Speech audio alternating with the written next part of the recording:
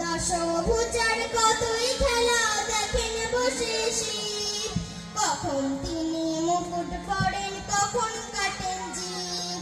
দশভুজার কতই খেলা দেখেন বসে শিব, কখন তিনি মুকুট পরেন কখন কাটেন জিভ।